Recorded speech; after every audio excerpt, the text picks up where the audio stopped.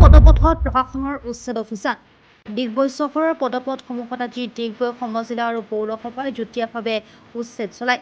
বিশেষকৈ পদপথসমূহত একাংশ ব্যৱসায়ীয়ে দখল কৰি বেপাৰ বাণিজ্য চলাই আছিল, যাৰ ফলত ডিগবৈ চহৰখন চূড়ান্ত বিশৃংখল হৈ আছিল।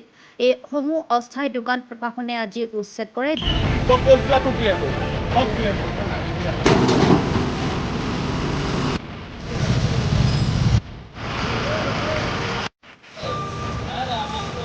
ডিগবৈ সমজিলা সহকাৰী আয়ুক্ত মাতুৰ্য ফুকন, ডিগবৈ পৌৰসভাৰ পৌৰপতি সুদীপ দত্ত চৌধুৰী, উপ পৌৰপতি ডিম্পী সোণোৱাল, কাৰ্যবাহী বিষয়া অনিৰুদ্ধ বৰা, কাৰিকৰী আৰু পৰিকল্পনা বিষয়া কল্পিতা বৰঠাকুৰ, পৌৰসভাৰ সদস্য অনামিকা দাস দেসহ বৃহৎ আৰক্ষী অৰ্ধসামৰিক দলে উচ্ছেদ অভিযান চলায়।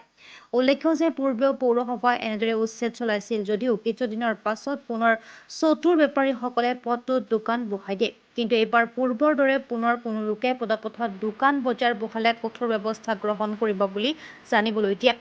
চহৰখন পৰিষ্কাৰ আৰু শৃংখলাবদ্ধভাৱে সজাই তোলাত ডিগবৈবাসীৰ সহায় সহযোগ বিচাৰিছে পৌৰসভাই।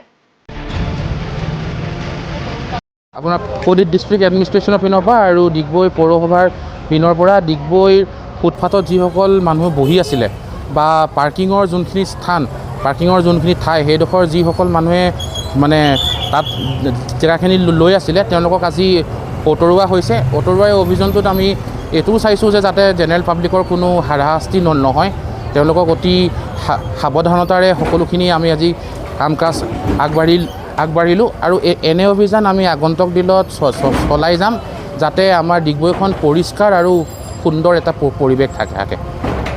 আজি আমি ডিগবৈ পৌৰসভা, ডিগবৈ সমজিলাৰ লগতে ডিগবৈ প্ৰশাসনৰ লগত আমি আজি সকলোৱে মিলি ডিগবৈ যি আমাৰ পদপথ আছে সেই পদপথৰ ওপৰত যিসকল ফুটপাথৰ ওপৰত যিসকল মানুহে খুব দোকান পোহাৰ দি আছে, খুব এটা লেতেৰা এটা পৰিৱেশ সৃষ্টি হৈছে ডিগবৈ আমাৰ টাউনখনত। সেই উদ্দেশ্যে আজি আমি ডিগবৈ পৌৰসভাৰ লগতে ডিগবৈ প্ৰশাসন ওলাই আহি সকলো আমি যি পদপথত যিসকল মাছৰ বেপাৰী, ফলৰ বেপাৰী, আমাৰ যিসকল ফাষ্টফুড দোকান আছে তেওঁলোকক আমি উঠাই দিছোঁ। তেওঁলোকক আমি এমাহ আগতে আমি সিহঁতক নটিচো প্ৰদান কৰিছিলোঁ যাতে আপোনালোকে পদপথবোৰ আমাৰ ইয়াৰ পৰা আপোনালোকে উঠি যায়।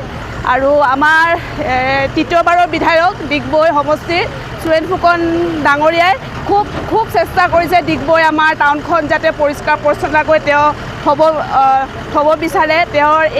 তেওঁ এই ক্ষেত্ৰত আমাক খুব সহযোগ কৰিছে, কাৰণ ডিগবৈ সকলো ৰাইজে মিলিহে ডিগবৈ চহৰখন চফা হ'ব। সেইকাৰণে মই আপোনালোকৰ চেনেলৰ মাধ্যমৰ যোগেদি মই সকলো ডিগবৈবাসী ৰাইজক এটাই অনুৰোধ কৰোঁ, যিবোৰ আমাৰ ডিগবৈ টাউনৰ অন্তৰ্গত নলা আছে, নৰ্দমা আছে, আপোনালোকে জাবৰ জোঁথৰবোৰ তাত নেপেলাই আপোনালোকে আমাৰ পৌৰসভাৰ যিসকল জাবৰ উঠোৱা আমাৰ গাড়ী আছে তাত আপোনালোকে দিয়ক, কাৰণ ডিগবৈ চহৰখন সুন্দৰকৈ ৰখা সকলোৰে দায়িত্ব। আৰু মই সকলোকে অনুৰোধ কৰিছোঁ যাতে ডিগবৈ চহৰখন আমি সকলোৱে মিলি এক উন্নত চহৰ হিচাপে আমি আগুৱাই নিব পাৰোঁ। ধন্যবাদ। Bureau report, B plus any.